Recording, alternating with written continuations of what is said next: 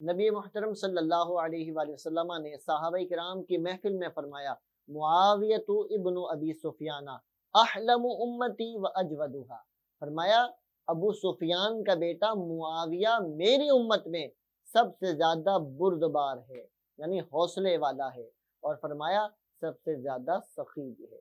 آئیے سنتے ہیں کہ حضرت امیر معاویہ رضی اللہ تعالیٰ عنہ تابعین کی نظروں میں کیسے تھے۔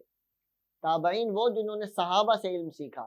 آج امت جو ہے اپنی اپنی باتیں کر رہی ہے، اپنے اپنے نقطۂ نظر کو بیان کر رہے ہیں۔ آئیے صحابہ کرام کے جو تربیت یافتہ تھے تابعین، حضرت عبداللہ بن مبارک تابعی بڑے عظیم محدث رحمت اللہ تعالیٰ علیہ گزرے ہیں۔ کسی نے پوچھا امیر معاویہ رضی اللہ تعالیٰ عنہ کے بارے میں آپ کیا کہتے ہیں، آپ کا نظریہ کیا ہے؟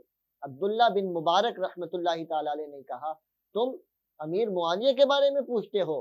یہ تو وہ ہیں جنہوں نے نبی محترم صلی اللہ علیہ وسلم کے پیچھے نمازیں پڑھی ہیں۔ جب میرے نبی نے کہا سمیع اللہ لمن حمیدہ، انہوں نے کہا ربنا ولک الحمد۔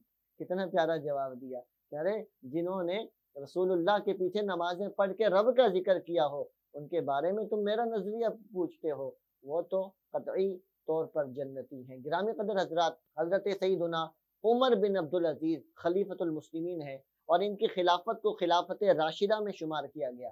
آپ کی عادت مبارکہ تھی کہ آپ کسی کو کوڑے نہیں مارتے تھے، یعنی سزا کے طور پر کوڑے نہیں لگاتے تھے، لیکن ایک شخص نے حضرت امیر معاویہ رضی اللہ تعالیٰ عنہ کے خلاف زبان کو دراز کیا، آپ نے اسے کوڑے مارنے کا آرڈر جاری کر دیا۔ گرامی قدر حضرات، حضور سیدنا عبداللہ بن مبارک تابعی بزرگ، جن کا بھی ہم نے قول سنا، ایک اور قول سنیے۔ کسی نے کہا کہ آپ یہ تو بتائیے کہ عمر بن عبدالعزیز رحمت اللہ تعالیٰ علیہ افضل ہیں یا امیر معاویہ رضی اللہ تعالیٰ عنہ افضل ہیں؟ آپ نے فرمایا یہ کیسا سوال کرتے ہو؟ خدا کی عزت کی قسم ہے کہ حضرت امیر معاویہ رضی اللہ تعالیٰ عنہ جب رسول اللہ کے ساتھ جہاد پہ نکلتے تھے، ان کے گھوڑے کے ناک میں پڑنے والا گرد و غبار عمر بن عبدالعزیز سے کئی درجے افضل ہے۔